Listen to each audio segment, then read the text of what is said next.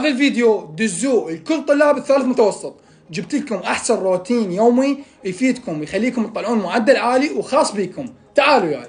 بايام العطل الجمعه والسبت نقعد بالتسعة الصبح بين ما نتريق ونرتاح شويه تصير بالعشرة، ونبلش قرايه من العشرة لحد الغداء، يعني لحد ساعه ثنتين ونص، وكل ساعتين قرايه ناخذ لنا ربع ساعه او نص ساعه استراحه. ورا ما نكمل الغداء نرجع نقرا تقريبا من 3 الظهر او 3 ونص لحد 7 ونص حسب التحاضير اللي عندنا، اوكي؟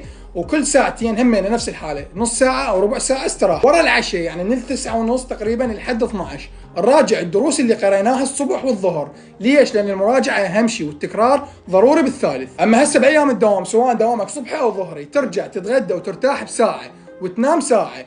بالصبح تبلش دراسه من 3 الظهر، وبالظهر تبلش من 6 العصر، ودائما بلش بالتحاضير السهله خلصهن ووراها تفرغ للامتحانات او الدروس او التحاضير الصعبه، وابدا ما نسهر